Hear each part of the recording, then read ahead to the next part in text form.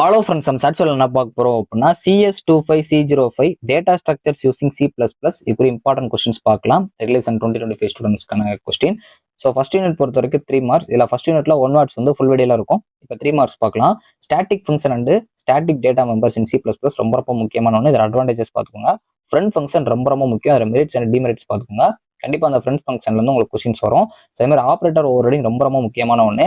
இந்த operator overriding and enlist operators that cannot be overrode. இந்த கொஸ்டினை வந்து நிறைய டைம்ஸ் ரிப்பீட்டடா ப்ரீவியஸ் இயர்ல கேட்டிருக்காங்க. ஸோ இது எல்லாமே ப்ரீவியஸ் இயர் கொஸ்டின் அனாலிசிஸ் பண்ணி எடுத்தது. ரிப்பீட்டடா ப்ரீவியஸ் இயர்ல வந்து எல்லாமே எல்லோ கலர்ல ஷேர் பண்ணிருப்பேன். அது போக வந்து இந்த டைம் நம்ம எதிர்பார்க்குற ரெட் கலர்ல எதிர்பார்க்கலாம். ஸோ அதனால ஃபர்ஸ்ட் ப்ரிஃபரன்ஸ் எல்லோ கலர்ல ஷேர் பண்ணி பார்த்துக்கோங்க.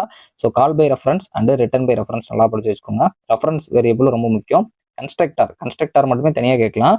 அதே மாதிரி பிக் கொஸ்டின் பொறுத்த வரைக்கும் பார்ட் பில உங்களுக்கு கன்ஸ்ட்ரக்டர் ஒரு டைப்ஸ் C++ கோடு கேட்கலாம். கன்ஸ்ட்ரக்டர் ரொம்ப முக்கியம். ஆப்ரேட்டர் ஓவர்லிங் ரொம்ப முக்கியமான ஒன்று. ஸ்ட்ரக்சர் ஆஃப் C++ ப்ரோக்ராம் ரொம்ப முக்கியமான ஒன்று. ஸோ ப்ரோக்ராம் கேட்குறாங்க அப்படின்னா அந்த ஃப்ரெண்ட் ஃபங்க்ஷன் வச்சு கேட்கலாம். இதுக்கு முன்னாடி கேட்டிருக்காங்க. இதெல்லாம் நல்லா பார்த்து வச்சுக்கோங்க. ஸோ இந்த ஃபுல் வீடியோ நீங்கள் பார்க்க நினைச்சீங்கன்னா மெம்பர்ஷிப்ல ஜாயின் பண்ணிக்கோங்க. கண்டிப்பாக யூஸ்ஃபுல்லாக இருக்கும். தேங்க்ஸ் ஃபார் வாட்சிங்.